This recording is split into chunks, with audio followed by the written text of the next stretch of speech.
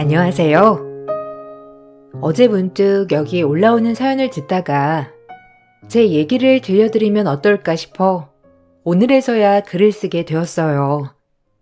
저는 명문대를 졸업하고 대학원을 졸업한 뒤 박사과정을 밟으려 대학원을 진학하던 중 지금의 남편을 만나 결혼을 하게 되었죠. 부모님은 그래도 박사라도 따고 결혼을 하는 게 낫지 않냐고 했지만 그때 하나 지금 하나 빨리 같이 있고 싶은 마음에 결혼을 약속하게 되었어요. 제 전공은 인테리어 디자인과였고 남편은 일반 회사원이었는데 친구의 소개로 만나게 되었다가 저희는 운명처럼 사랑에 빠지게 되었던 거죠. 서로 너무 잘 맞았기 때문에 서로의 집에 인사를 가는 건 당연한 수순이었어요. 엄마, 내가 말했던 지훈이야. 지훈아, 인사해. 우리 엄마. 엄마, 지훈이 실물로 보니까 엄청 예쁘지? 내가 말했잖아. 팔불출이니? 참나. 반가워요. 뭐 우리 정우한테 얘기는 많이 들었는데 뭐 대학원 다닌다고? 그런 거 같은데.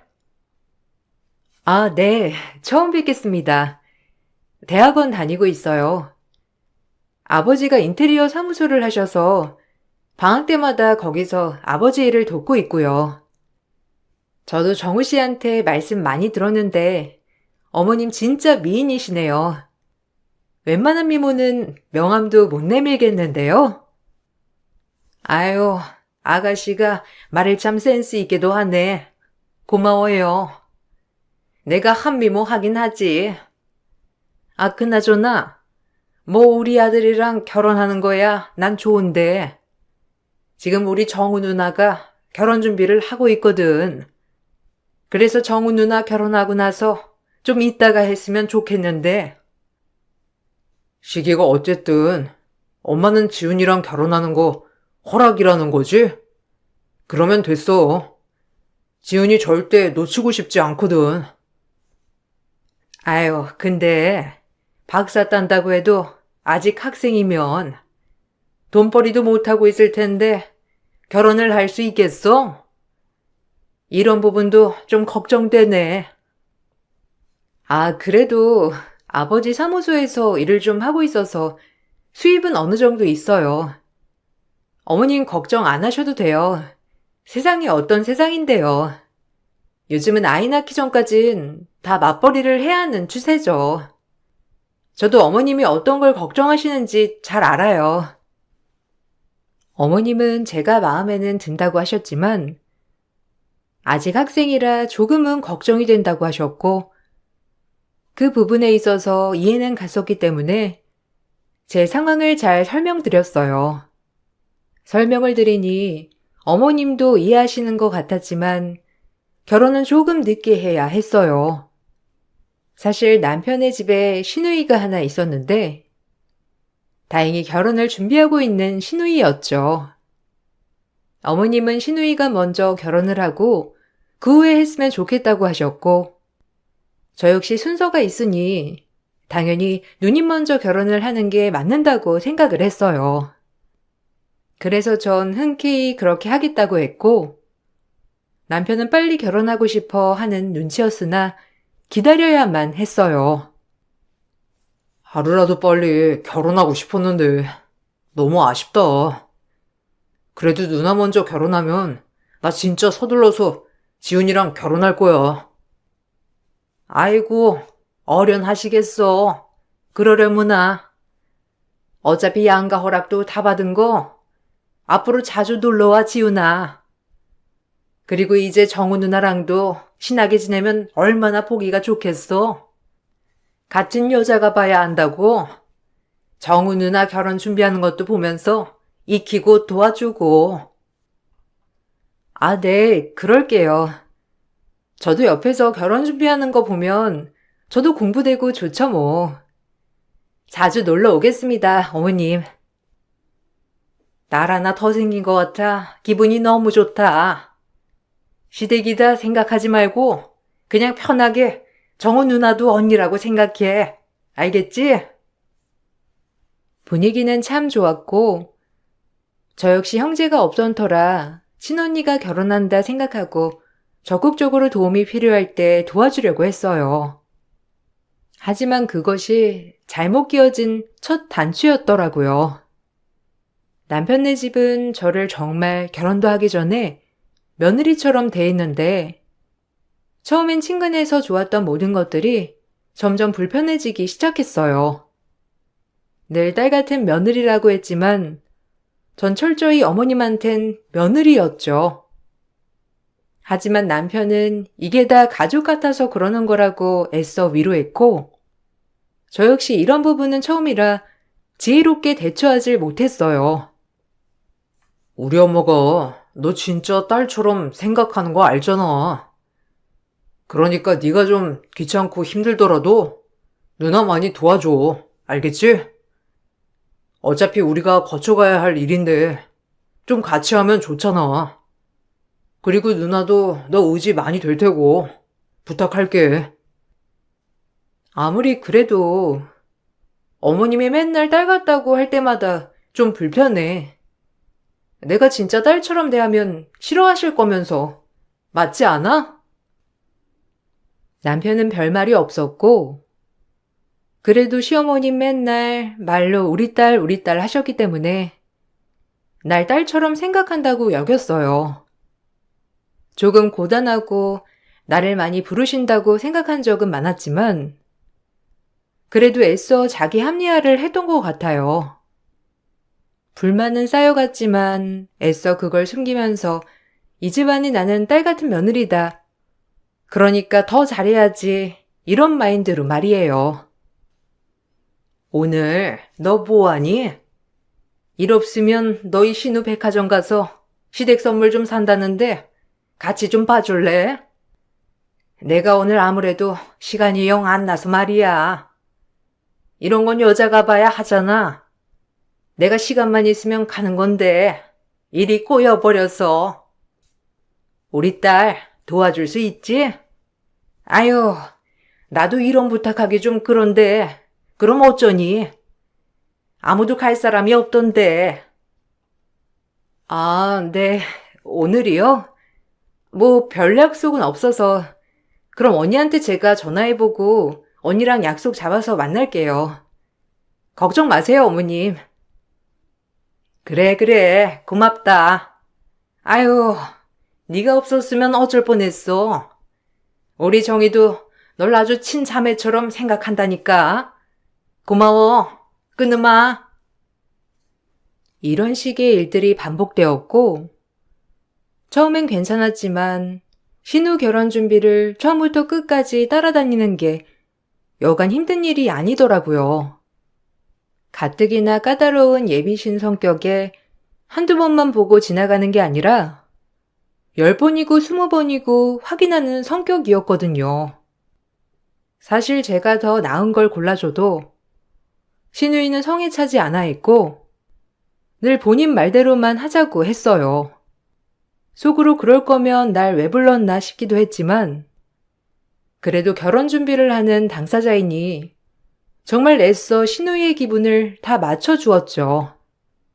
하지만 도를 넘더라고요. 지훈아, 이거 어때?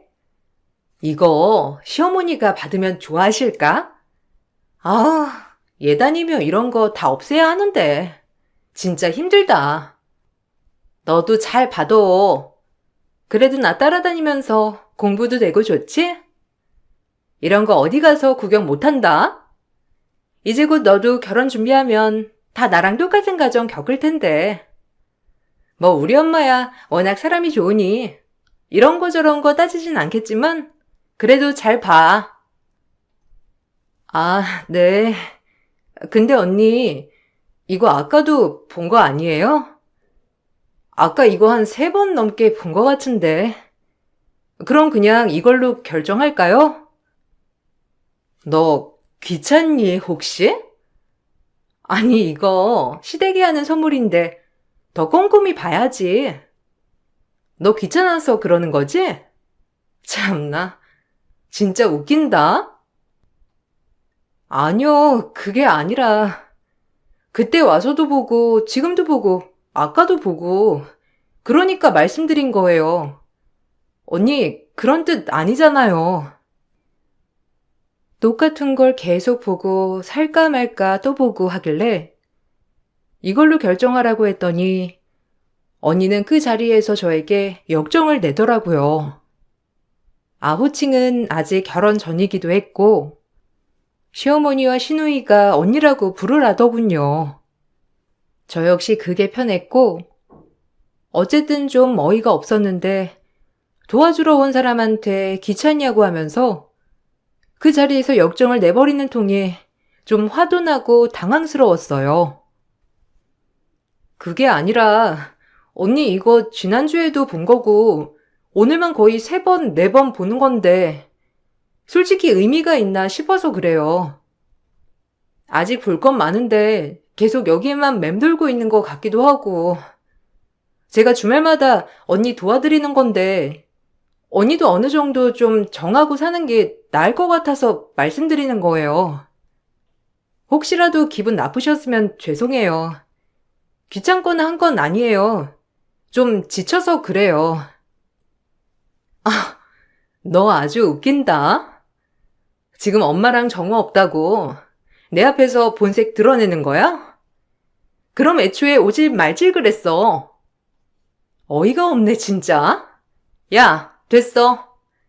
이거 나 혼자 볼 거니까 너 그냥 집에 가. 아우, 기분 나빠서 도저히 너랑 못 다니겠네. 가라고. 우리 엄마가 널 딸처럼 여기는데 네가 이러면 되겠어? 너 진짜 웃긴다.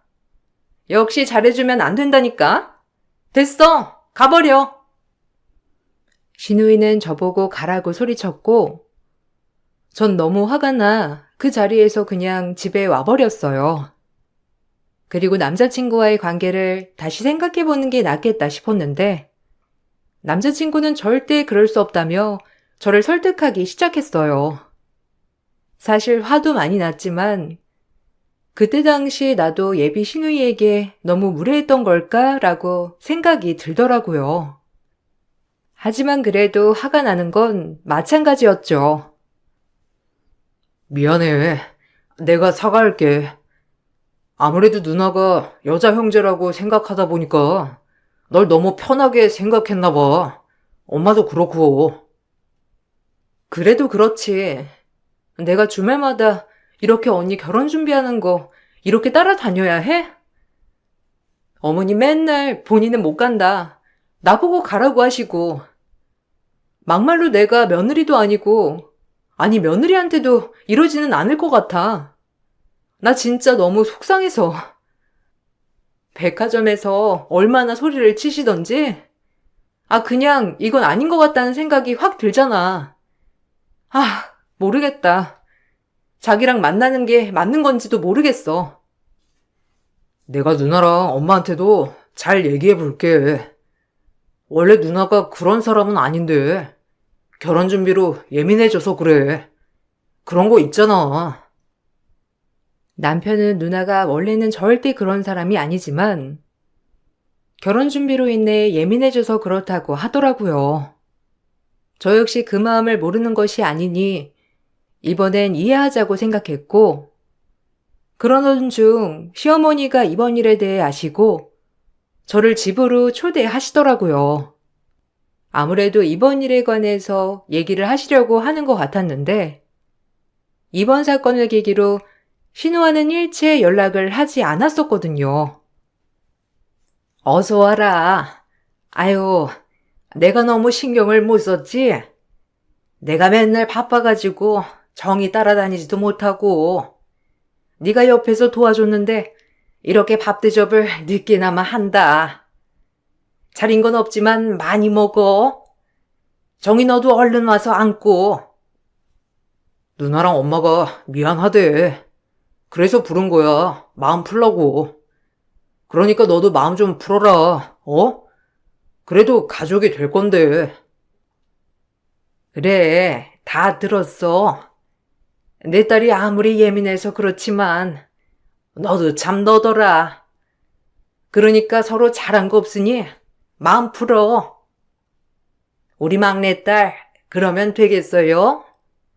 넌 우리 막내딸이나 다름없잖니. 이게 다 정이가 너를 동생같이 여기니까 그랬던 거야. 그러니까 네가 마음 풀고 이해하렴. 그래, 그땐 내가 미안했어. 근데 그렇게 귀찮은 티를 내면서 나한테 그러니까 내가 소리를 지른 거야. 어쨌든 미안해. 제대로 된 사과가 아닌 것 같았지만 일단 사과를 받으니 저도 무슨 말을 해야 할 것 같더라고요. 그래도 이렇게 어른이 먼저 불러서 밥도 해주시면서 말을 하니 뭔가 기분이 나쁘다고 티를 낼 순 없었고 그렇게 어머님과 시누이의 사과를 받았죠. 저도 죄송했어요. 언니도 결혼 준비하느라 많이 예민해 있던 상황이었는데 제가 그걸 배려하지 못했던 것 같아요. 그래, 없던 일로 하고 풀자. 그리고 우리가 이제 한 가족이 될 사이인데 이렇게 얼굴 붉혀야 되겠어? 내가 널 친딸처럼 생각하잖니. 그러니까 이런 거 가지고 이러지 말자. 알겠지? 어서 밥 먹고 기분 풀어. 정이도 얼른 수저 들고. 그래, 보기 좋다. 이렇게 잘 지내면 얼마나 좋아. 누나도 사과했고, 지은이 너도 받았으니까 이제 된 거지? 화 풀어. 그래, 어차피 한 가족 될 사이 뭘 그렇게 뚱해 있을 필요 있니? 앞으로도 네가 도와줄 일이 많은데 이거 먹고 풀으렴. 정말 저를 배려한다기보다 그냥 제가 필요하니까 그런 것 같았지만 그래도 어른이 이렇게 나오시니 저조차도 알겠다고 했어요. 그리고 시누이의 결혼식이 코앞으로 다가왔고 시누이는 그동안 고생했다며 자기 엄마와 동생에게 선물 하나씩을 해주더라고요. 선물을 받고 싶었던 건 아니지만 그동안 발품 팔고 같이 골라주고 따라다녀준 저에겐 아무것도 없었는데 조금 속상했습니다. 이건 엄마 거, 이건 정우 거. 그래도 시집 가기 전에 뭐라도 해주고 싶었어. 결혼식 때 정우는 이거 입고 오면 되겠다. 아유, 뭘 이런 걸 샀어. 고맙다. 그래도 우리 딸이 시집을 간다니까 엄마가 아주 느낌이 묘하고 그래. 아, 지훈이 건 못 샀어. 예산 부족으로. 이해하지? 아직 결혼한 것도 아니고 뭐 돈도 돈이고 해서. 이해해, 지훈아. 뭘 이해까지 챙겨. 아유, 지훈이 혹시 섭섭하니? 네가 뭐 이런 거 못 살 형편도 아니고, 그지? 괜찮아, 신경 쓰지 마. 시모와 시누이의 말에 어이가 없었는데 돈 없어서 제 선물을 못 샀다는 말에 웃음이 나왔고 시어머니가 저까지 뭘 챙기냐는 말에도 서운했어요. 결혼도 하지 않았는데 벌써부터 며느리 취급을 하며 그저 하녀 노릇만 한 것 같아 화가 났어요. 말로는 무슨 우리 딸 하면서 정작 이런 선물 챙기는 일이 생기자 뭘 저까지 챙기나며 시어머니가 나서더라고요. 기분이 매우 나빴고 선물 갖다가 따지는 게 쪼잔한 느낌이 들어 그 당시 아무런 말은 하지 않았지만 정말 섭섭한 건 가시지 않더군요. 그렇게 시누이는 시집을 갔고 저와 남편의 결혼 준비가 시작되었죠. 몇 개월 간격으로 자식 둘을 결혼시킨다는 게 시어머니 입장에선 여간 부담스러운 일은 아니었지만 남편이 적극적으로 결혼을 밀어붙였기 때문에 결혼을 준비하게 되었어요. 시누이의 결혼 준비를 하도 도와줘서 그런지 제 결혼 준비를 하려니 막상 좀 질리더라고요. 그리고 청첩장까지 찍고 예식장까지 정하고 나니 시어머니는 원래도 조금은 가부장적인 느낌이 없지 않아 있었지만 오히려 절 너무 편하게 대하시더라고요. 그런 것에 불만이 쌓여갔고 항상 우리 딸이란 호칭으로 절 가스라이팅하는 느낌이 점점 들기 시작했는데 그러면서 식모처럼 부리고 말이에요. 지훈아. 오늘 우리 집에서 내 친구들이랑 모임할 건데 좀 와서 도와라. 일손이 부족하잖아. 지금 너 시간 되지? 오늘 학교 끝나고 교수님 도와드리기로 했어요. 오늘은 좀 힘들 것 같은데. 미리 말씀해 주시지. 어떡하죠? 뭐야? 아유, 그럼 어떡해? 이미 다 내 친구들한테 말해놨는데. 그러지 말고 와서 좀 도와줘. 여기가 시댁인데 시댁 일보다 중요한 게 어디 있다고. 늦어도 상관없으니까 와서 좀 도와라. 알겠지? 너 오는 걸로 알고 있을게. 바빠서 끊는다. 내가 널 딸처럼 생각하는 것만큼 너도 해야 하지 않겠니?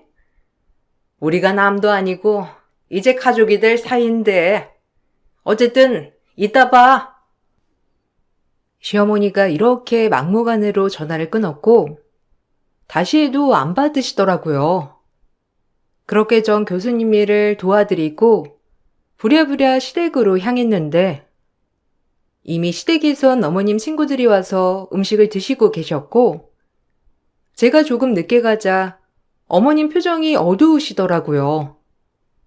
그리고 애써 친구들 앞이라 화를 참는 것처럼 보였는데 좀 어이가 없더라고요. 화내야 할 사람은 누군데 라는 생각이 들었고 이렇게 막무가내로 억지 부린 사람이 역정을 낼 일인가 싶었어요. 그리고 시어머니 친구들은 저를 보고 화색이 돌며 듣기 좋으라고 한마디씩 덕담을 해주셨고 그 덕담을 해주시는데도 시어머니는 어두우셨어요. 어머, 정우랑 결혼할 아가씨구나. 얘기 많이 들었어. 너무 예쁘다. 곱고.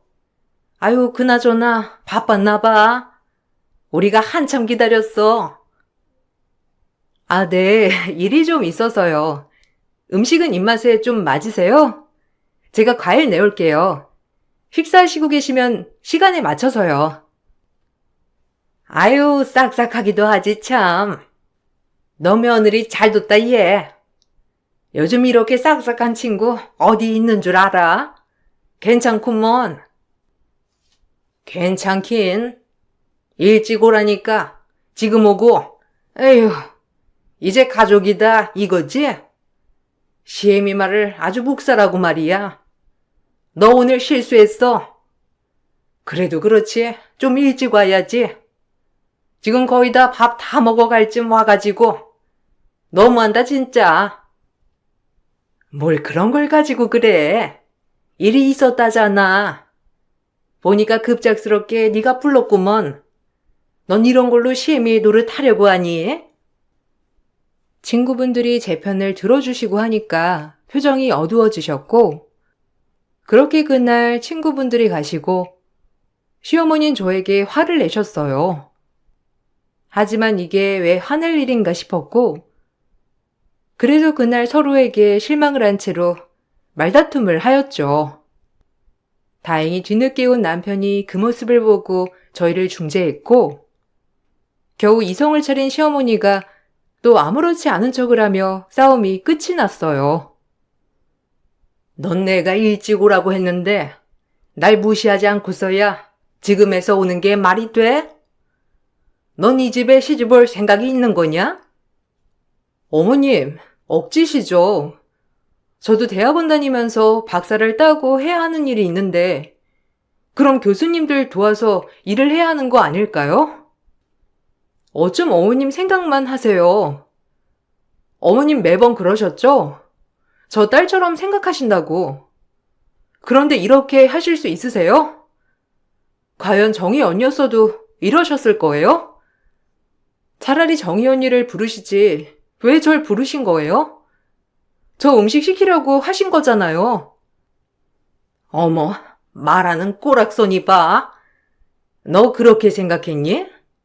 그래, 이게 네 본 모습이지? 그저 딸처럼 여긴 내가 뭐가 되니?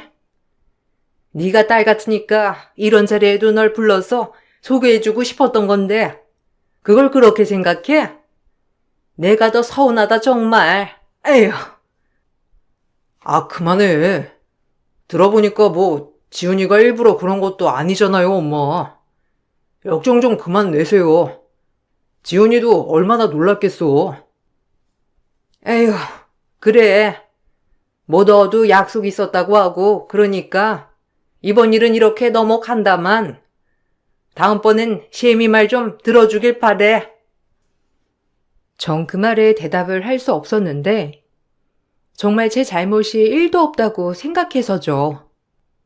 찝찝한 게 한두 가지가 아니었지만 남편의 성실성과 다정함에 취해 결혼을 강행했고 드디어 저희도 결혼을 할 수 있었어요.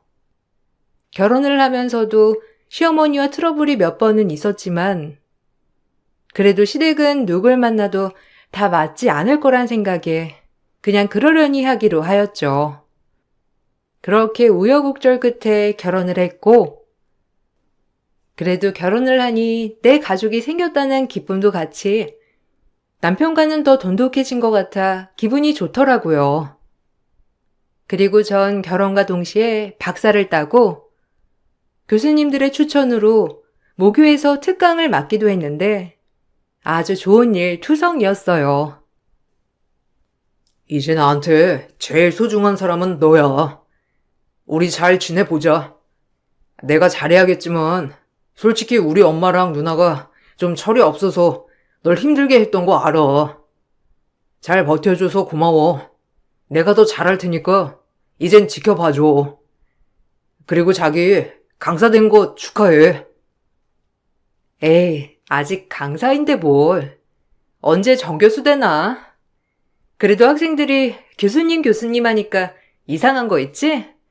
더 열심히 해야지. 고마워.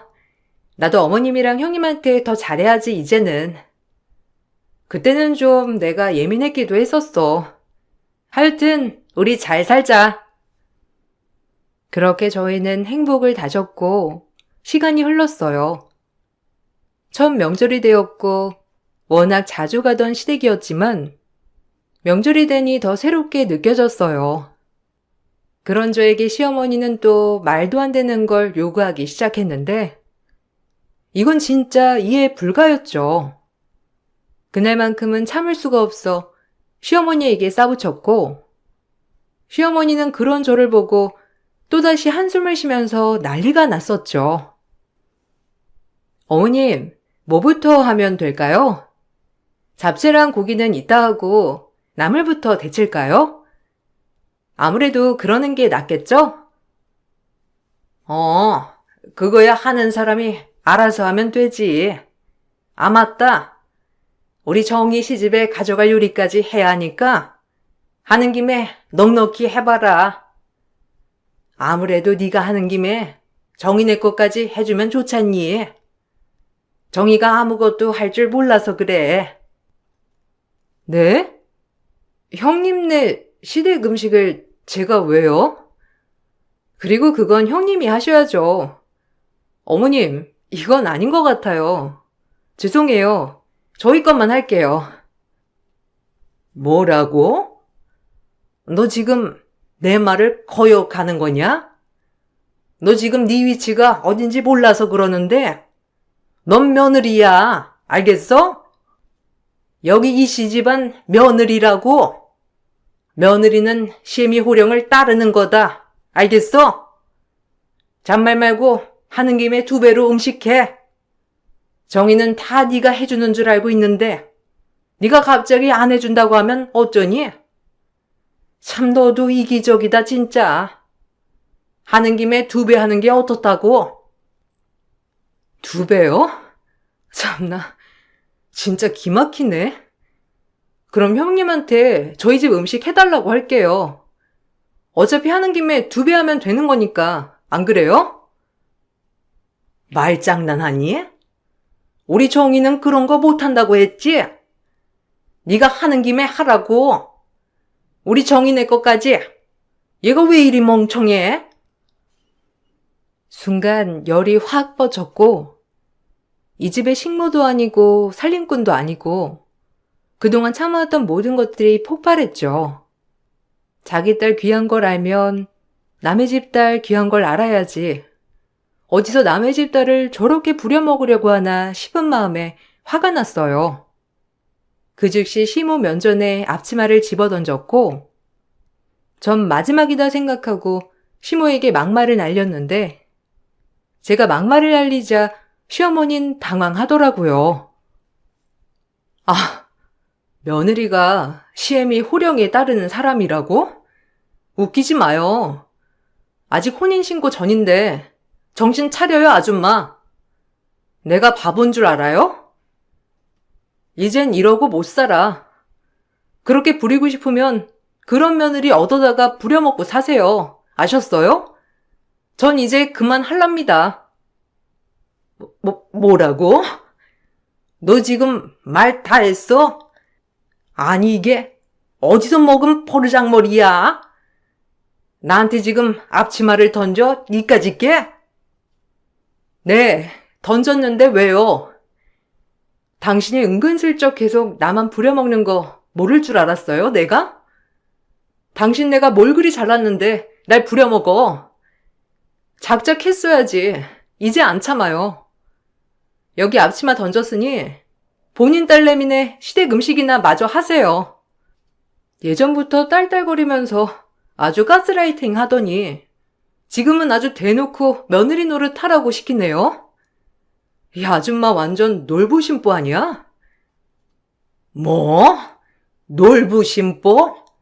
아, 이게 진짜 말이면 탄 줄 아나? 내가 널 막내딸처럼 생각했는데 어쩜 나한테 막말을 해? 이게 그냥? 전 이 말을 끝으로 시댁을 나왔고 집에 가 제 짐을 싸기 시작했는데 남편이 한사코 뜯어 말렸지만 참을 수가 없더라고요. 남편도 이 일에 대해서 화가 났는지 시어머니에게 전화해 뭐라고 했지만 시어머니가 대성통곡을 했다고 하더라고요. 엄마, 왜 그러셨어요? 지은이가 무슨 누나네 일해주는 사람도 아니고 누나네 명절 음식을 지은이가 왜 해? 아니 하는 김에 하면 되는 거지. 참나, 너 걔 편 드는 거야? 이 엄마가 걔한테 오늘 어떤 수모를 당했는데 그럴 수 있어? 편이 아니라요. 그래도 이번 일은 엄마가 잘못한 거잖아요. 지은이가 원래 그런 애도 아니고 엄마가 너무 하셨어, 정말. 뭐? 아이고, 너 엄마한테 진짜 실망 준다. 내가 널 어떻게 키웠는데 지금 내 마음이 어떤지도 모르고 그렇게 대못을 박아? 시어머니가 펑펑 울면서 남편에게 따지자 남편은 우유부단한 모습을 보이며 저에게도 시어머니에게도 똑부러지지 못하면서 이러지도 저러지도 못하는 액션을 취하더라고요. 전 그 즉시 남편에게 말했습니다. 저와 시어머니 중 택하라고 말이죠. 이번에 사달을 내지 않으면 평생 이 집 구석에 끌려다니겠다고 생각이 확 들었고 모든 걸 끝을 내야겠다 생각했어요. 아, 나랑 당신 엄마 둘 중 하나 골라. 만약 여기서 당신 엄마 고르면 우리 인연은 끝이야. 알겠어? 어차피 혼인신고도 안 했겠다. 법적으로 우린 남남이야. 당신네 엄마 때문에 내가 왜 이러고 살아야 돼? 당신네가 얼마나 잘났다고. 아, 일단 진정해. 엄마가 좀 무식해서 그런 거 너도 알잖아. 네가 젊으니까 좀 이해해주면 안 될까? 아, 제발. 내가 왜 그동안 결혼 전부터 이해한 건 뭔데? 너 지금 하는 걸 보니까 너도 안 되겠다. 앞으로 이런 일이 불보듯 뻔해 간다. 이렇게 가면 어쩌라고. 난 너 없으면 안 되는 거 알잖아. 그러니까 좀만 참고 너 화 풀리면 다시 얘기해보자. 아니, 이해 못해. 난 충분히 이해했어, 여러 번. 근데 이건 아니야. 당신 엄마, 나 그냥 하인으로 생각한 사람이야. 알아? 하인이라니, 며느리지. 그리고 며느리들이 그냥 좀 도와줄 수도 있는 거잖아. 그러니까 화 좀 풀고 얘기해, 제발. 도와줄 수도 있어? 웃기고 있네. 진짜 이것도 똑같네. 역시는 역시다, 너도. 믿을 게 못 돼. 네 뜻 잘 알겠다. 잘 살아, 너도 그냥. 남편의 우물쭈물 태도에 전 짐을 싸서 나와버렸고, 그 즉시 전세방을 구했어요. 그래도 사실혼 관계이다 보니 제가 변호사를 통해 재산 분할을 신청했고, 남편 쪽에 위자료 청구 소송을 했죠. 어쨌든 제 결혼 생활이 파탄난 건 사실이니까요. 시어머니는 아주 망조가 들었다면서 저에게 전화로 욕을 하셨고, 이것도 법적 증거물로 제출했습니다. 왜 제가 사실혼을 파기해야 했는지의 이유가 되었으니까요.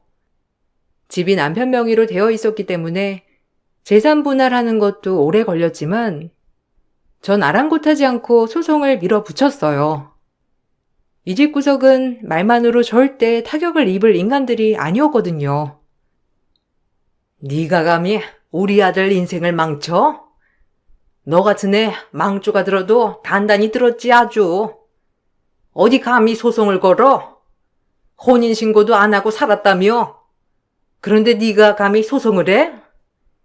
나가 떨어지려면 곱게 떨어질 것이지.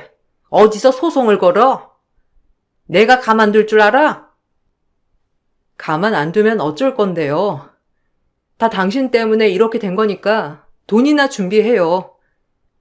당신 아들 아파트 일부는 내 거니까 알겠어요?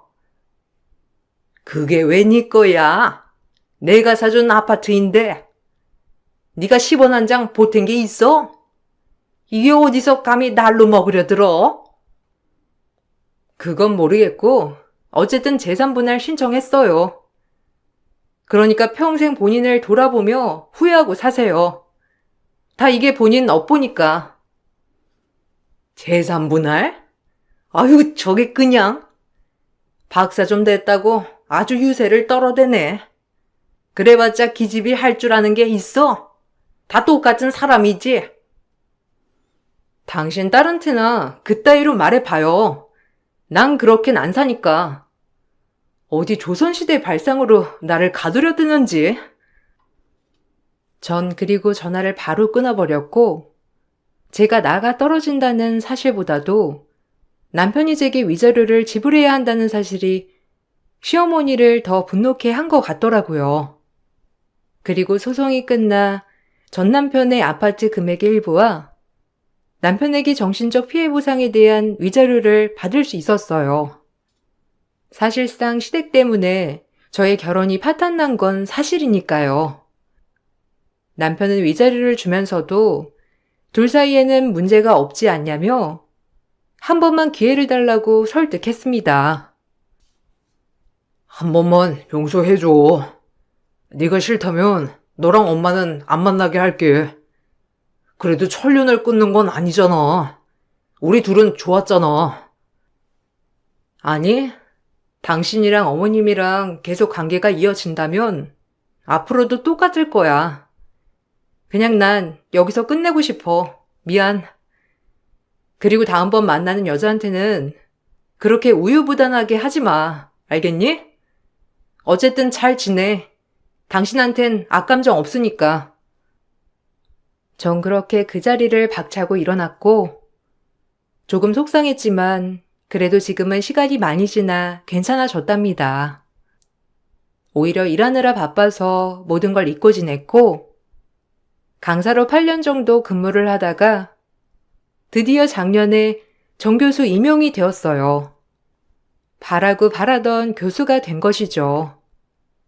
오히려 이렇게 목표를 향해 달려가다 보니 과거 일은 잊고 살았더라고요. 생각해보면 대학원 다니던 시절 전 남편을 만나 연애하고 결혼까지 스펙터클 했던 것 같아요. 그리고 그때 저도 철도 없고 어렸을 때라 그때 똑 부러지지 못하게 행동했던 것들도 많았던 것 같고요. 하지만 정말 시간이 지나면 다 그런 것들이 쌓여 내공이 되더라고요. 그때의 삶을 되돌아보며 조금 더 성숙해지게 되었고, 그때 당시 사랑만 생각하며 달려왔던 모든 것들이 어차피 지금은 부질없다고 느껴지는 부분이기 때문에 우습기도 합니다. 다시 돌아가면 절대 그렇게 무모하지 않을 것 같지만, 그래도 추억이니 지금은 웃으며 꺼내볼 수 있게 되었어요. 무엇보다 지금 굉장히 후회 없이 잘 살고 있거든요. 여러분들도 과거 에피소드 하나씩은 있지 않나요? 제 이야기를 풀어봤는데 재밌으셨을지 모르겠어요. 아무쪼록 긴 글 읽어주셔서 너무 감사드립니다. 어제보다 나은 오늘, 오늘보다 나은 내일을 위해 우리 모두 파이팅 하는 걸로 글을 마무리할게요. 안녕하세요. 지금 이렇게 글을 쓰고 있는 것 자체가 기적인 요즘이에요. 벌써 한 해도 가기 시작하여 내년이면 곧 불혹이 된답니다. 오늘은 운동도 좀 할 겸 제 이야기를 해볼까 해요. 재력이면 재력, 외모면 외모, 학벌이면 학벌, 제 입으로 말하긴 그렇지만 전 누가 봐도 완벽에 가까운 여자였어요. 기한지 외동딸로 태어나 부모님의 사랑을 듬뿍 받았고 클라리넷을 전공하였기 때문에 남들이 봤을 때 우아하다고 늘 얘기해왔죠. 저 역시도 매 순간 감사하며 하루하루를 보냈답니다. 그런 저에겐 혼사짜리가 매우 많이 들어왔지만 부모님은 제가 모든 걸 다 이루고 난 뒤 천천히 시집가길 바라셨는데 시집가는 게 아깝다며 말이죠. 저 역시도 부모님 밑에 벗어나는 게 두려워 남자친구도 사귀지 않고 지내왔답니다.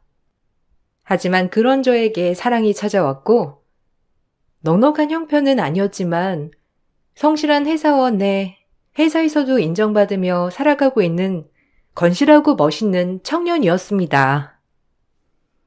엄마, 이노 씨 너무 멋있지? 본인 일 정말 열심히 하는 사람이야. 본받을 게 얼마나 많은데 결혼 허락해줘요. 너 지금 대학원 다니면서 박사과정 받고 있는데 공부는 다 마치고 시집 갔으면 좋겠어. 지금이 얼마나 중요한 때인데. 에이, 시집 가면 공부 못하나? 이노 씨가 뒷바라지 해준다고 했으니까 엄마는 너무 걱정 마. 이 사람 놓치면 평생을 후회할 것 같아서 그래. 그러니까 내 뜻 결정해줘요. 언제 한번 내가 이렇게 주체적으로 결정한 적 있어? 없잖아. 부탁이야. 네가 그렇게 완강하다면야 엄마도 할 말이 없지만 그래도 시집가면 너만 고생인데 아휴 그래 너 좋을 대로 해. 음대를 나와 박사 과정을 받고 있는 저에게 엄마는 모든 것을 끝마치고 시집을 갔으면 좋겠다고 했지만 전 하루라도 빨리 남자친구와 살림을 합치고 싶었어요. 저의 완강한 설득으로 부모님은 결국 결혼을 허락해 주셨고 저와 남자친구는 정말 행복한 앞날을 꿈꾸며 기대에 부풀었었죠. 결혼 준비 과정이 얼마나 행복한 일인지 새삼 깨닫고 느끼는 시간이 되었습니다. 자기는 어떤 드레스를 입어도 다 예쁠 거야. 내가 신부 정말 잘 골랐어. 당신같이 세상에 완벽한 여자가 또 있을까? 에이, 너무 비행기 띄운다. 세상에 예쁜 여자가 얼마나 많은데 그래. 그래도 이렇게 항상 예쁘다고 해줘서 고마워. 예쁘니까 예쁘다고 하지. 난 안 예쁘면 절대 빈말 안 해. 당신을 만난 건 내 인생의 가장 큰 축복이야. 언제나 옆에 있어줘. 자기는 꼭 외모 얘기만 많이 하더라. 내가 만약에 자기 스타일이 아니었다면 나랑 결혼할 일도 없었을 거야 아마. 그렇지? 아니 전혀. 난 외모뿐만 아니라 너의 모든 것들을 좋아하는데? 물론 외모도 매우 좋아하지만, 그러니까 안심해. 남편은 절 분에 넘치게 사랑해 주었고, 남편을 만날 때면 항상 공주가 된 기분에 언제나 들떠 있었죠. 그렇게 결혼 준비를 하고 있는데, 저에게 아주 귀한 인연이 찾아왔습니다. 클라리넷을 배우고 싶다며 레슨 신청을 한 친구였고, 저와 나이 차이가 많이 나지 않는 친구였어요. 취미 레슨이었기 때문에 제가 예민해진 일도 없었고, 저와 취향도 매우 비슷한 친구였죠. 어찌나 죽이 잘 맞는지, 이렇게 성인이 되어서 알게 된 인연 중에 정말 손꼽아 몇 안 되는 소중한 인연이라고 자부했어요. 언니한테 레슨 받는 날이 기다려져요. 결혼 준비 중이시라고 했죠? 너무 부러워요. 사랑하는 사람을 만나서 결혼한다는 게 얼마나 큰일인지. 진짜 언닌 모든 걸 다 가졌네요. 그리고 착한 성품까지. 진짜 본받을 게 많은 언니라니까요. 제가 더 잘할게요. 에이, 아니야. 얼마나 호당미가 넘치는데. 좋게 봐줘서 고마워. 그나저나 취미라고 하기엔 너무 잘하는 거 아니야? 조금만 더 일찍 시작했으면 전공자 할 수도 있었겠다. 외모도 너무 아름다운 게 클라리넷이랑 잘 어울려. 이건 빈말 아니야. 고마워요, 언니. 예쁘단 말 언니한테 처음 들어보네요. 사실 다 뜯어고친 거거든요. 워낙에 외모 콤플렉스가 심했어서. 어머, 정말? 되게 자연스럽게 잘 됐다. 그리고 성형이 뭐가 어때서 잘만 되면 좋은 거지. 너무 예쁘게 잘 됐는데? 어디 가서 얘기 안 해도 되겠어. 분명 본판도 엄청 귀여웠을 거야. 분명하지. 내가 장담해.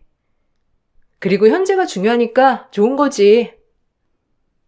취미 레슨을 하던 친구와 가까워져서 서로의 말 못할 고민까지 털어놓는 사이가 되었고, 동생은 외모의 콤플렉스로 인해 저에게 전신 성형을 하였다고 했지만, 제가 보기엔 마음씨도 그렇고 성격까지 너무 좋은 친구였죠.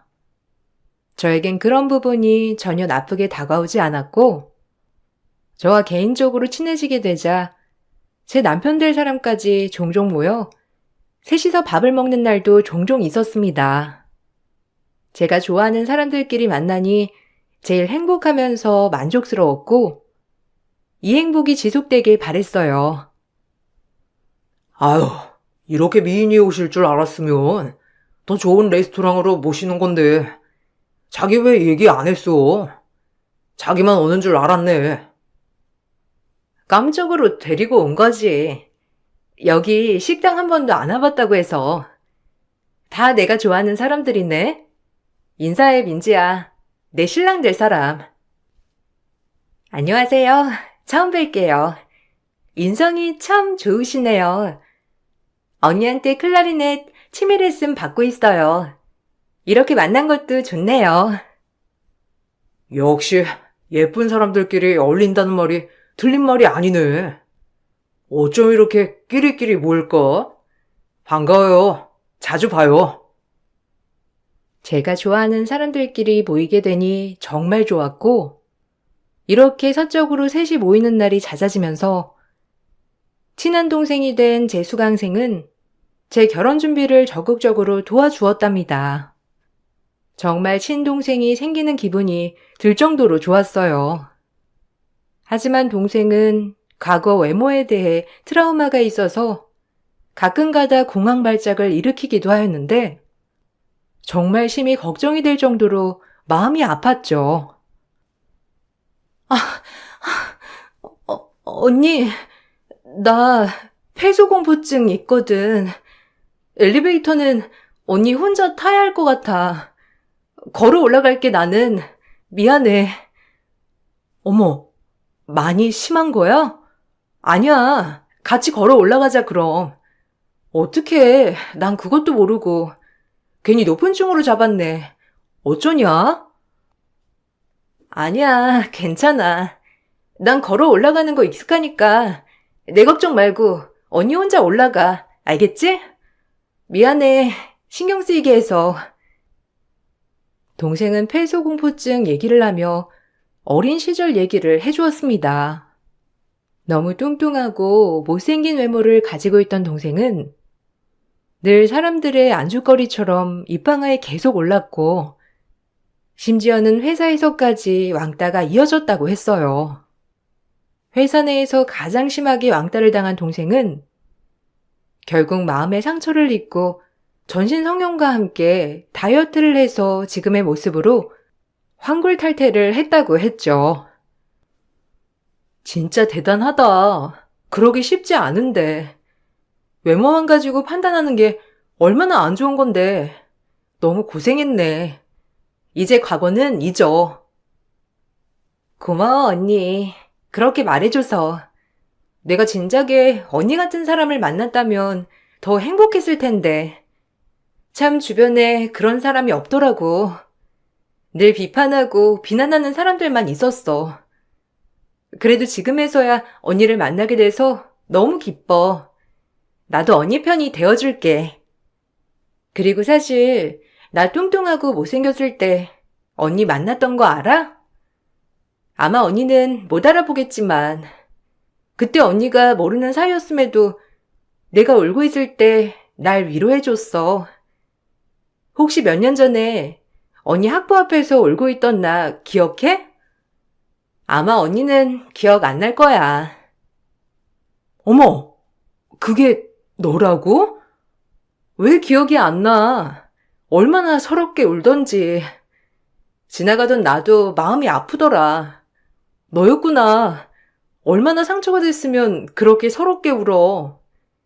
그때도 귀여웠는데 참 네 마음의 상처가 그렇게 깊은지 몰랐어. 어쩌니? 그래서 언니한테 꼭 레슨 받고 싶었어. 언니랑 정말 가까워지고 싶었거든. 그래도 이젠 괜찮아. 멘털이 단단해졌거든. 동생은 저에게 무한정 고맙다고 했습니다. 사실 제가 마음에 우러나서 잘해준 것뿐인데 이렇게 고마워하니 제 마음이 더욱더 고마워지더라고요. 그리고 알고 보니 예전에 레슨을 마치고 집으로 가려고 학교에서 나와 주차장에 가던 중 길에서 울고 있던 제 눈엔 그저 귀엽기만 한 여자아이가 그 친구라는 사실에 놀라웠어요. 너무 서럽게 울어 제 마음이 더 아팠는데 그래도 이렇게 극복을 했다니 너무 다행이다 싶었고 보통 인연이 아닌가 싶은 게 정말 친자매처럼 느껴졌어요. 그런 귀한 인연을 얻은 것에 감사하고 전 결혼 준비에 박차를 가했습니다. 정말 행복하게 살 거라고 다짐하고 또 다짐했어요. 네가 드디어 내 신부가 된다니 너무 기쁘다. 평생 옆에서 떨어지지 않고 정말 잘해줄 거야. 영원히 우리 잘 살아보자. 나도 잘할게. 우리 앞날을 축복해주는 이가 많은 만큼 아마 더 행복하게 살겠지. 항상 헌신적이게 나만 바라봐줘서 고맙고 사랑해. 저희는 그렇게 영원을 약속하고 결혼을 하였어요. 얼마나 행복한 신혼생활이었는지 이런 게 행복이구나 싶었답니다. 시댁에서도 절 극도로 예뻐했기 때문에 앞으로 이 행복이 영원할 것 같았고 남편도 저에게 정말 잘해주었어요.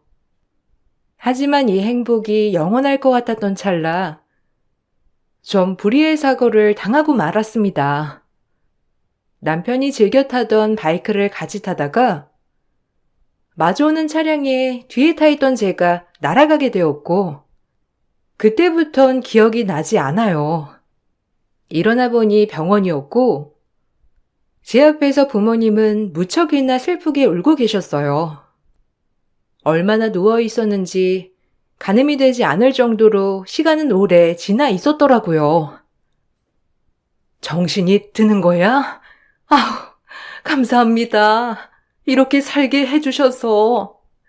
엄마, 너 잘못됐으면 따라서 가려고 했어. 아휴, 고맙다. 아, 엄마, 아빠, 죄송해요. 걱정 많이 했지?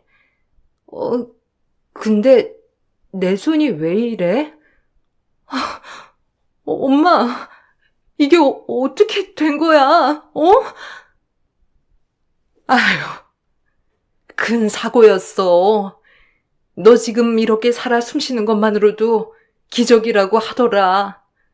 손은 어쩔 수가 없었어. 방법이 없대. 한참이나 혼수 상태였던 제가 깨어나고 마주한 사실은 제 한쪽 손이 없어졌다는 사실이었어요. 절대 살리지 못한다는 얘기를 듣고 부모님은 절단에 동의하였고 전 그렇게 평생 장애를 얻고 살아야 했습니다. 악기를 하던 손이었기 때문에 전 그렇게 사랑하던 클라리넷을 포기해야 했어요. 이제 손이 없어진 이상 클라리넷을 하지 못하게 되었거든요. 엄마 아빠는 그래도 이렇게 살아준 것만으로도 고맙다고 했지만 한순간에 비장애인에서 장애인이 된 저 역시 혼란스러웠습니다. 그리고 그 혼란은 저만 온 게 아니라 제 남편까지 같이 왔고요. 중상을 입은 저와는 달리 가벼운 경상만 입었던 남편은 치료 후 바로 퇴원을 했었고 그렇게 제가 깨어나길 기다렸다고 했어요. 제 손이 없어진 걸 알게 된 후 남편 또한 큰 충격을 받았다고 했고 부모님은 제가 상처받을까봐 얘기는 안 하셨지만 그 얘기를 들은 후부터 남편은 병원에 단 한 번도 오지 않았다고 나중에 가서 얘기해 주셨어요. 하지만 그땐 괘씸을 따질 겨를도 없이 그저 저 하나만 깨어나길 바라고 바랬던 날들이었죠. 아휴, 도움이 필요하면 꼭 연락해. 엄마가 달려갈게. 좀 집에서 쉬다가 가라니까. 하긴 너희 집이 이젠 거기지만. 아니야, 그래도 이제 적응해 봐야지. 이 사람도 있고 하니까 너무 걱정 마요. 나 씩씩하잖아. 긍정적으로 생각할 거야. 힘들면 당장 전화해. 참을 필요 없어. 우리도 이렇게 힘든데 당사자는 어떻겠어? 자네도 좀 힘써주게. 미안하고 고마워. 아니면 애초에 그냥 우리 집으로 들어오는 게 어떤가? 아무래도 젊은 사람이 갑자기 모든 걸 건사한다는 게 쉽지 않잖아. 뭐 어쩌겠어요. 제 팔자인걸. 뭐 저한테 많은 걸 바라진 마세요. 장인어른 말씀대로 제가 뭘 할 수 있겠습니까? 여하튼 뭐 제가 알아서 할게요. 얼른 들어가 보세요. 이 시간에 길 막히는 시간이라 얼른 저희 먼저 가볼게요. 아, 빨리 따라와. 자네, 진짜 미안해. 아니, 고맙고. 우리 딸 잘 돌봐주길 바랄게. 혹시라도 어려운 거 있으면 당장 연락 주고. 연락 주시면 뭘 해주실 수 있는데요? 아, 저도 지금 너무 혼란스러우니까 두 분도 좀 가만히 계세요. 가자. 병원 지겹다. 엄마, 연락할게요. 당신도 엄마 아빠 가는데 인사 좀 잘 드려. 그래도 엄마 아빠가 이렇게 나 병간호 해주신 건데. 당연히 딸이 불구가 됐는데 이 정도도 안 하는 부모님이 계시냐? 아, 시끄럽다. 나 진짜 지치니까 빨리 가자고. 남편의 처음 보는 태도에 기분이 안 좋았지만 남편 또한 지금은 제정신이 아닐 거라고 생각했고 부모님도 이해하시는 것 같았고요. 하지만 얼굴엔 수심이 그득했는데 더 이상의 불만을 만들면 가등이나 심적으로 힘든 부모님이 더 힘드실까봐 입을 꾹 다물었죠. 그리고 퇴원 후 신혼집으로 돌아오는 차 안, 남편은 아무 말이 없었습니다. 날 그동안 너무 걱정해서 놀랐나 싶기도 했고, 이렇게 손이 한쪽 없어지고 나니 변했나 싶은 것이 별의별 생각이 다 들었어요. 하지만 제 생각은 조금도 벗어나지 않았고, 남편은 정확히 그날부터 제가 알던 모습과는 전혀 다른 사람으로 절 대하기 시작했어요. 정말 처음으로 그런 모멸감도 느껴봤습니다. 저와 결혼한 이유가 온전히 외모 때문이라고 생각이 들 정도로 남편은 정말 하루아침에 다른 사람이 되어 버렸거든요. 늘 공주처럼 대해주던 옛날과는 다르게 절 업신여기고 모욕을 주는 일이 허다했고 그런 모습을 견디기가 힘들었어요. 이제 장애인이면 연금 나오잖아. 빨리 등록해야겠다. 연금이라도 받아야지. 주차 같은 것도 혜택 보게. 아, 내가 장애인 남편이 되다니. 진짜 인생 모른다더니 왜 하필? 그리고 하필이면 이렇게 눈에 보이는데 장애가 있을 게 뭐냐 진짜? 뭐? 지금 태어난 사람한테 너무 막말하는 거 아니야? 위로해주지는 못할 망정 내가 알던 사람 맞나 싶어 정말. 나도 위로받아야 될 판국에 널 위로해야겠냐 내가? 어떻게 보면 분하고 억울한 건 나야. 널 어떻게 이제 데리고 다녀? 말 다 했어? 막말로 당신이 그날 드라이브만 가자고 안 했어도 이런 일이 생기냐고. 왜 오토바이를 끌어가지고는. 내 탓하는 거냐? 그래, 너도 누구라도 탓하고 싶겠지. 그렇지만 그건 네 운명이지. 나 보면 멀쩡하잖아. 네 팔자라고 그게. 어떻게 나한테 그렇게 말을 할 수가 있어? 당신 진짜 그동안 어떻게 참았냐? 이런 막말 못해서 아주 공주대접만 해주더니. 그래서 지겨웠어 나도. 지가 무슨 진짜 공주라도 되는 것처럼 예쁘다 예쁘다 해주니까 좋아가지고. 손 없는 공주도 봤냐? 하녀도 못할 거야. 손이 없으니. 됐고 신랑이 하지 말자. 나 지금 가뜩이나 앞으로 어떻게 해야 할지 막막하거든. 건드리지 마. 남편의 막말에 정말 상처를 많이 받는 나날이었고 더 이상 참을 수 없는 지경에 이르렀을 때였죠. 늘 밖으로만 놔둘던 남편은 어느 날은 저에게 통보를 하였는데 그 통보를 듣고 얼마나 많은 눈물을 흘렸는지 왜 저에게 이런 시련이 있나 싶었어요. 생각을 좀 해봤는데 그만 헤어지자. 어차피 혼인신고 전이니까 나 총각인 거 알지? 그냥 놔줘. 사실 여자 생겼어. 새 출발할 기회라고. 이제 너도 양심이 있으면 그냥 깨끗이 헤어져 주면 돼. 너랑 같이 사는 거 자체가 네 욕심이잖아. 어떻게 그렇게 변하니? 평생 나만 보고 살겠다더니 손 이렇게 되자마자 여자를 만나? 사람 속 모른다더니 그 말이 딱이네. 이 한창인 나이에 그럼 내가 장애인이랑 살아야 하냐? 너도 욕심이 너무 심한 거 아니야? 네가 볼 게 뭐가 있어 이제. 꼴랑 집 좀 사는 거? 그거야 나도 벌면 되는 거고. 우리 집도 어느 정도 재산은 있어. 그리고 네가 이제 뭘 할 수 있는데. 혼인신고도 안 한 이상 법적으로 나 깨끗하고 너만 나 깔끔히 놔주면 지금 만나는 여자랑 그냥 깔끔하게 결혼할 수 있거든. 그냥 나한테 피해 보상한다고 생각해. 네가 나 정신적 충격 준 건 사실이잖아. 내가 장애인 남편이 되는 거 자체가 충격이거든. 신혼 2개월 사고로 내 한 손을 잃자 재장가 간다며 짐을 싼 막장 남편이었어요.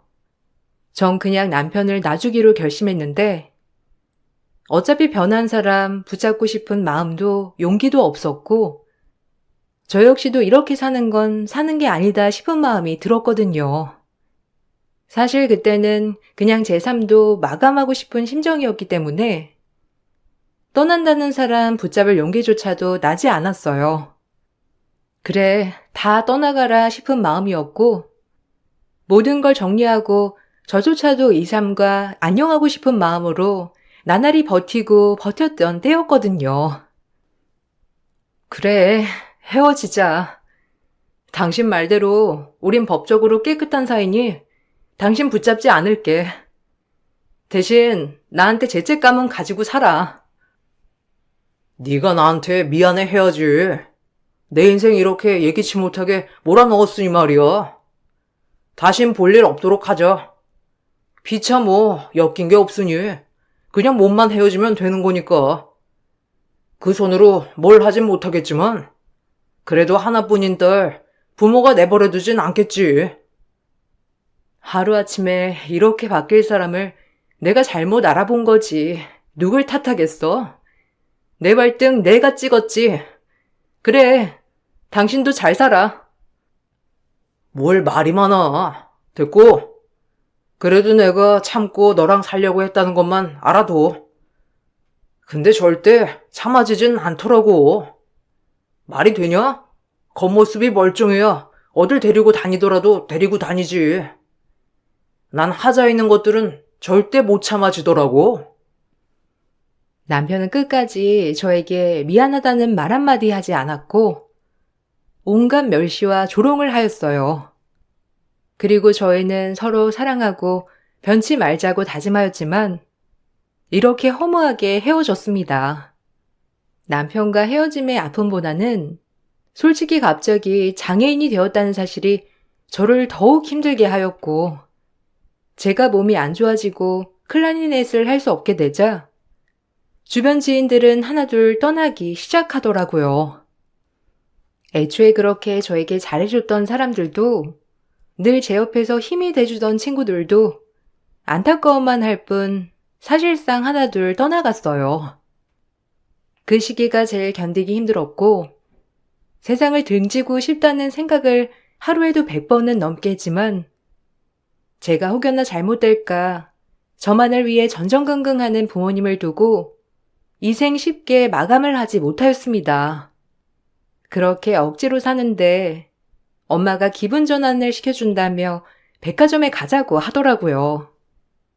한사코 거절을 했지만 노력하는 엄마를 위해 밝은 척 웃으며 백화점에 가게 됐어요. 네가 어떻게 여기에... 아니 그리고 두 사람이 여기 어떻게 같이 다닐 수가 있어? 너 연락도 안 되던데. 원수는 외나무 다리에서 만난다더니 여기서 만나네. 진짜 세상 좁다. 나 민지랑 재혼했어. 알지? 네 절친한 동생. 네가 또 나한테 이런 선물을 주네. 너 덕분에 민지 알게 돼서 어떻게 하다 보니까 우리 재혼하게 됐어. 아니, 초혼이나 다름없지. 믿는 도끼에 발등 찍힌다더니 어떻게 너희가 이렇게 내 뒤통수를 쳐? 민지 너 정말 무서운 애구나. 왜 그랬는지 그때 그 모습을 보자마자 전 뛰쳐나갔고 너무 수치스럽고 숨고 싶은 생각밖에 안 들더라고요.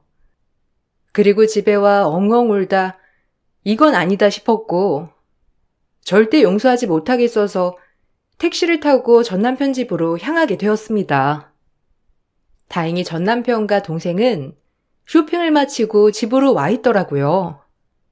전 그 즉시 동생과 남편에게 따져묻기 시작했고 순간 동생이 절 끌어안더라고요. 형님, 이제 형님인가? 내가 하는 거 잘 지켜봐줘 언니. 절대 실망시킬 일 없으니까. 지금이야. 잘 봐. 남편의 재혼녀, 즉 제가 정말 좋아했던 동생이 절 덥석 앉자 온 집에 상상 못할 일이 벌어졌어요. 남편 또한 재혼녀가 절 끌어안으니 놀랬고 그때부터 재혼녀가 내뱉는 말들은 저와 전 남편의 입을 다물지 못하게 하였답니다. 정말 기갈나는 말이었죠. 이제 정체를 밝힐 땐가?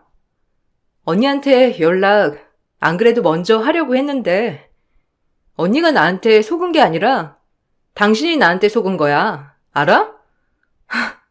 재혼? 초혼? 웃기고 있네. 넌 나한테 노란한 거라고. 나 모르겠어? 유민지. 아니, 전 이름은 유성은. 당신 회사의 그 뚱순이 유성은. 당신이 매일 회사 사람들이랑 모여서 내 욕하고 나 조롱하고 그렇게 한 거 기억 안 나? 뭐? 유성은? 그 뚱녀 말하는 거야? 거짓말 마. 얼굴이랑 몸이 이렇게 다른데 무슨 네가 유성은이라는 거야? 회사에서 당신이 주도하는 그 집단 따돌림에 상처받고 죽기 살기로 다이어트와 전신 성형했어. 그리고 복수를 꿈꿨지. 원수는 외나무다리에서 만난다던가? 하필 내가 좋아하는 언니의 예비 남편이더라고, 네가. 언니 때문이라도 복수를 접어야 하나 싶었어. 언니를 너무 좋아하니까. 근데 웬걸? 너랑 언니 사고 소식 듣고 언니 이렇게 되고 나서 네가 어떻게 할지 지켜봤어. 근데 역시나 넌 외모를 제일 중요시 여기니까 그렇게 사랑한다던 언니를 가차없이 버리더라? 그리고 난 결심했지. 언니를 위해서, 그리고 과거의 날 위해서 널 가만두지 않겠다고 말이야. 그리고 당신이 결혼 선물로 이 집도 내 명의로 해줬지 아마? 고마워. 잘 받을게. 당신 때문에 전신 성형하고 마음의 상처를 받은 거에 비해 세 발의 피지만 위자료라고 생각하지 뭐. 또 차 사줘서 고맙고. 그래도 외제차라 그런지 꽤 값이 나간단 말이야. 이제 넌 나한테 버림받은 거야. 가차없이. 남편은 경악하며 말을 잇지 못하였고 저 역시 말을 잇지 못했습니다. 그 동생은 저와 동생의 복수를 위해 남편과 제가 헤어지는 틈을 타 남편에게 접근했고 외모가 우선인 남편은 예쁜 동생을 보고 다시금 결혼을 결심했던 거였죠.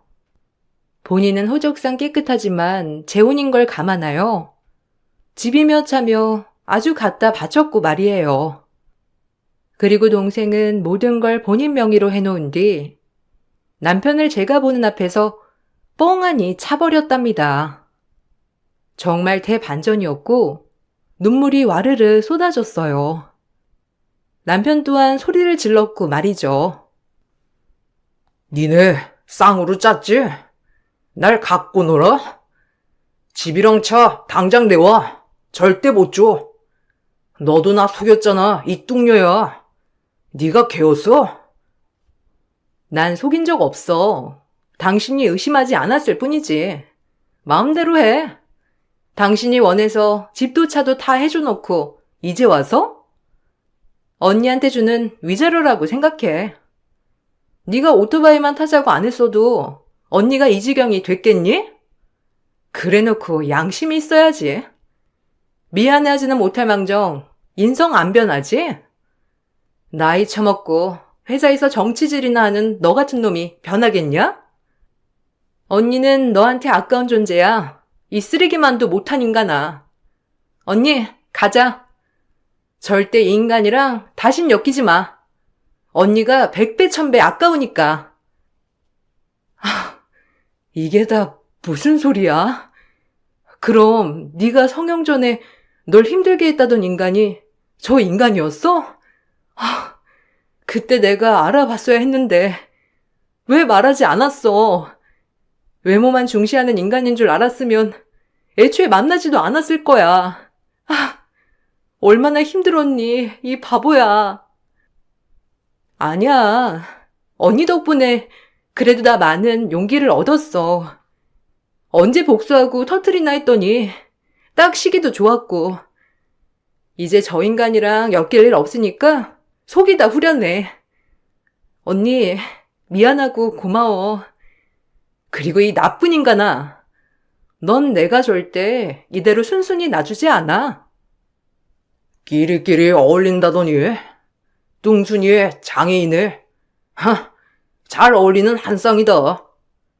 그러니 서로가 알아보고 친구가 된 거겠지만.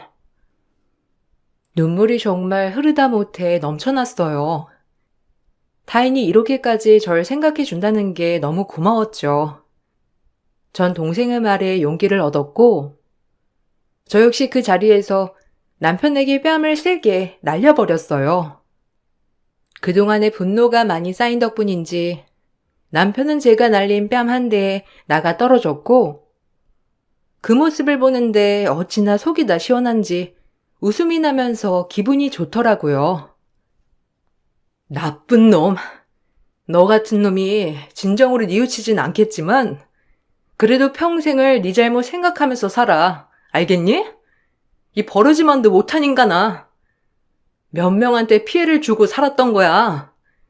모든 걸 외모로만 판단하는 놈. 이 정도가 약가인 줄 알아. 네가 한 짓에 비해서.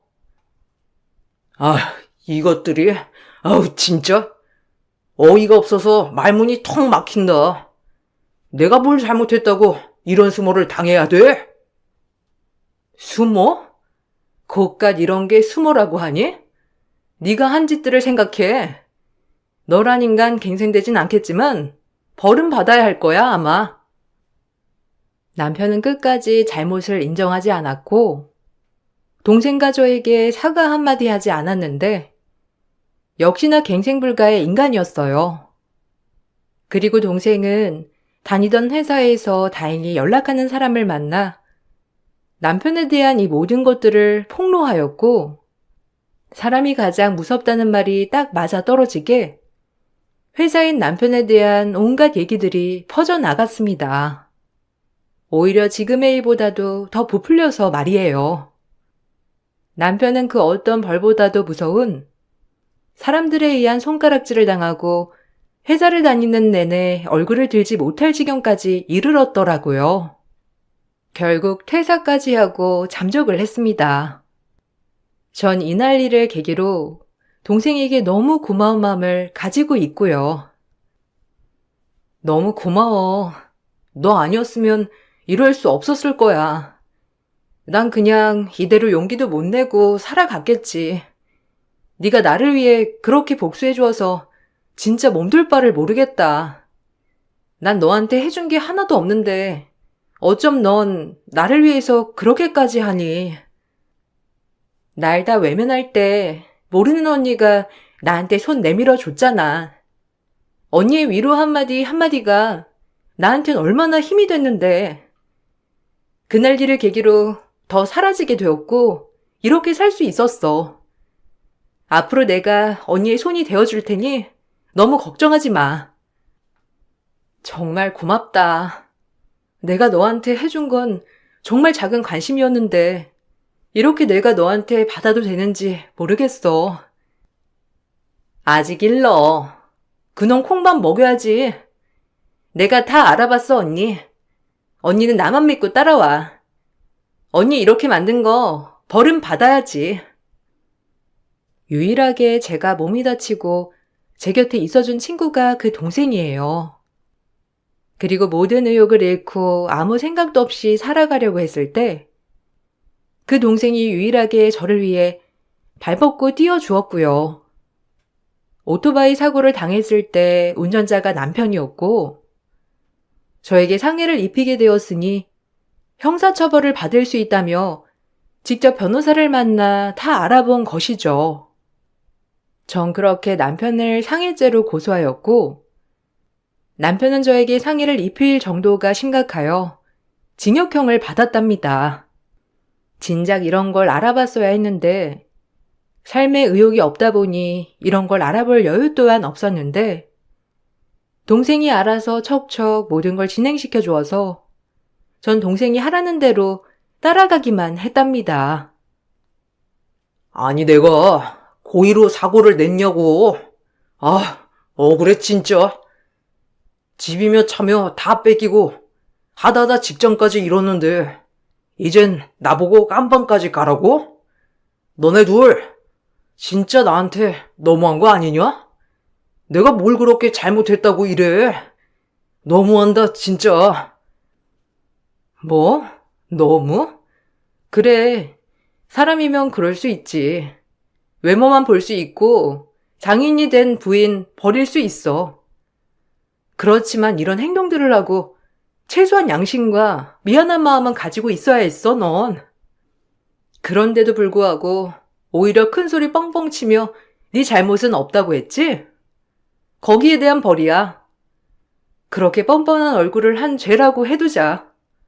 너 같은 인간은 깜빵에 가도 정신 차리지 못하겠지만 벌은 받으렴. 아, 제발 고소만 치하해 줘라. 아니 합의해줘 그냥. 빨간 줄 그을 순 없잖아. 앞날이 구말리 같은 청년인데. 나도 앞날이 구말리 같은 청년이야. 그런데 난 손을 잃었잖아. 그깟 깜빵 가는 게 그렇게 무섭니? 나보다 무서울까? 남편은 아무 말도 없었고 결국 벌을 달게 받기로 하였어요. 마지막 재판에서 얼마나 울던지 참 인간이란 저렇게 나약한 존재면서 이기적인 존재구나라고 생각을 하게 되었죠. 그리고 모든 걸 다 포기하려고 했을 때 유일하게 제 편에 서서 정말 도와준 은인이나 다름없는 동생과 아직도 자주 만나고 있어요. 지금은 의수를 차고 지내 많이 적응을 하여서 남들이 보기에 가끔 의수인 줄 모를 때도 있어요. 모든 게 완벽했던 내 인생에 이런 일이 일어날 줄은 정말 몰랐지만 인생은 한치 앞을 모른다는 말이 사실이더라고요. 비록 예전과의 삶과 지금의 삶은 정말 많이도 달라졌지만 그래도 지금은 나름의 행복을 찾아 살고 있어요. 그렇게 살다 보니 행복이 무엇인지 조금은 알 것 같은 요즘이랍니다. 지금 이 글을 쓰기까지 5박 6일이 걸렸네요. 남들에겐 쉬워 보일지라도 저에겐 정말 큰 시간과 용기가 필요했답니다. 부디 재미있게 들어주셨길 바라며 이만 글을 마칠게요. 감사합니다.